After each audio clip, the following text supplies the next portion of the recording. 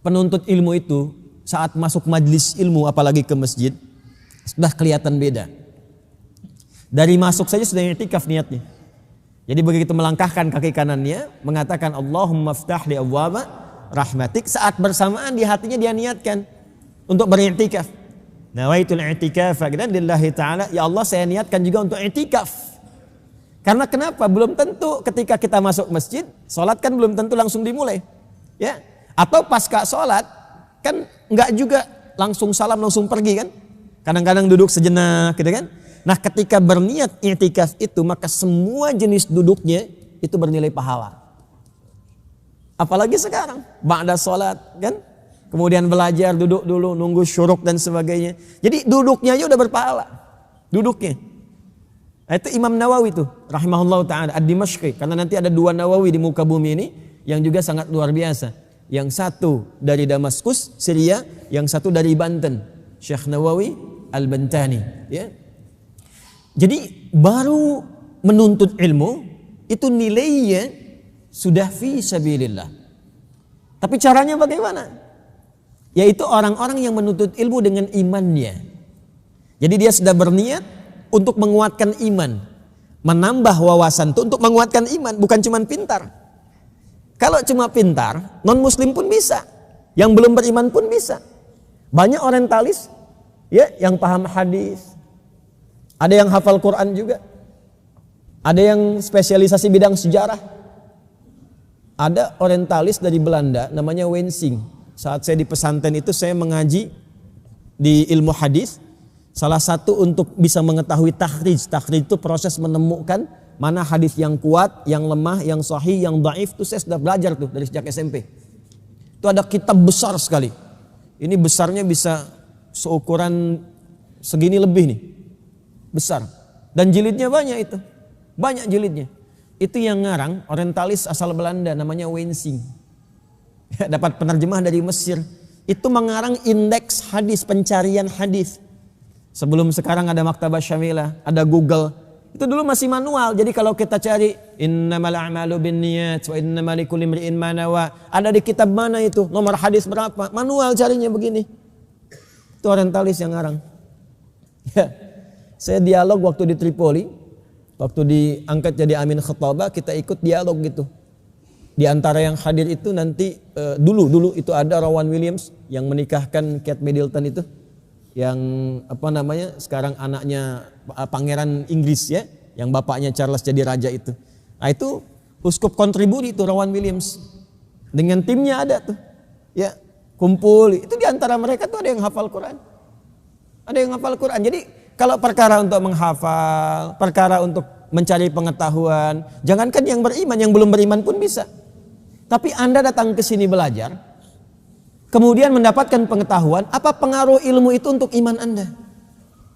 Jadi orang beriman itu cari ilmu untuk menguatkan imannya. Kalau dunia itu bonusnya saja. Karena pada akhirnya iman itu yang menjadikan kita bisa pulang dengan nyaman. Kuncinya di iman. Itu intinya. Karena itulah ketika Allah mengangkat derajat penuntut ilmu, yang didahulukan imannya. Quran surah ke-58 tuh ayat 11. Al-Mujadalah ayat 11. Yarfa'illahu alladhina amanu minkum walladhina utul ilma darajat. Jadi ilmu itu setelah iman. Jadi jangan sampai ada adik-adik juga mahasiswa nih yang belajar, ya, ke kampus belajar pintar. Kalau cuma pintar, yang belum beriman pun bisa. Ilmu yang telah Anda pelajari itu bertahun-tahun, berapa yang sudah meningkatkan iman Anda kepada Allah? Berapa yang sudah mengenalkan Anda dengan Allah? Berapa yang sudah menguatkan Anda untuk menunaikan sholat tepat waktu? Ya, kalau cuma pintar, yang lain juga banyak. Jadi pulang dari sini, apa yang kita dapatkan mendorong kita untuk jadi lebih baik. Kalau belajarnya seperti itu, maka berubah nanti majlisnya menjadi fi sabilillah. Dan setara dengan mujahid. Dan sifatnya apa? Memahami. Coba dicatat. Kalau tidak bisa direkam. Kalau dulu kan ada yang jarang bawa catatan tuh karena mencatatnya dalam otaknya itu.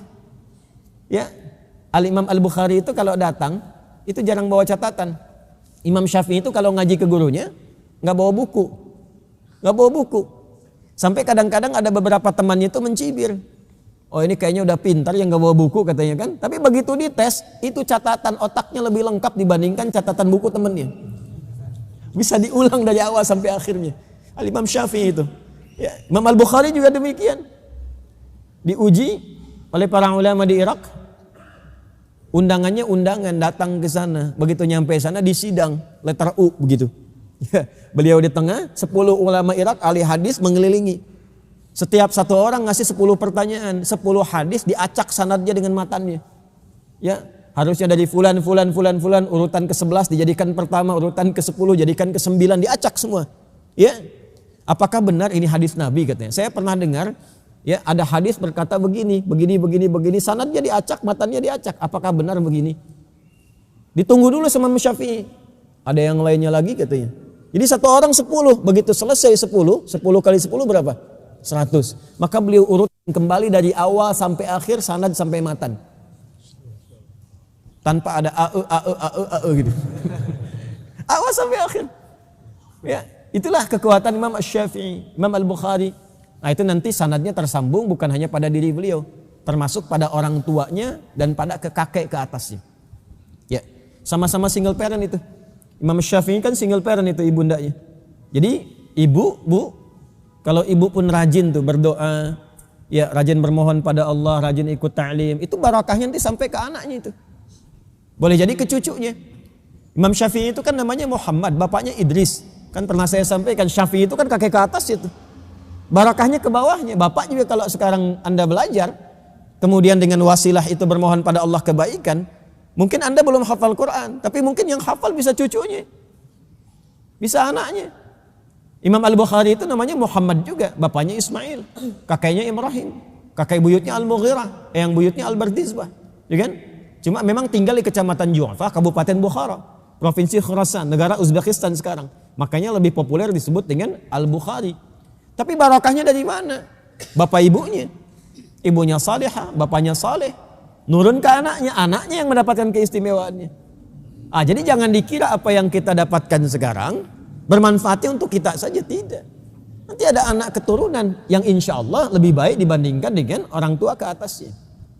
Nah, kemudian apa yang harus dilakukan untuk mewujudkan itu? Apa yang didapat sekarang, teruskan kepada keluarga yang tidak ikut serta. Makanya ayat yang mengatakan waliyunziru qaumahum idza raja'u ilaihim la'allahum yahdharun. Apa yang didapatkan, bawa pulang. Kemudian share. Nah, itu yang disampaikan itu ya. Kalau sudah like, share, and subscribe gitu ya. Kalau sudah jelas jangan dikomen lagi gitu. Like, share, and subscribe. Jadi biarkan keluarga di rumah subscribe tuh satu-satu tuh. Ya, materi-materinya. Nah, kalau sudah semua soleh, semua baik, nanti kesolehan itu akan terus menguat. Dan di antara sekian keluarga ada orang-orang yang mungkin istimewa. Kalau ada yang wafat dalam proses menuntut ilmu seperti itu, maka wafatnya setara dengan syahid.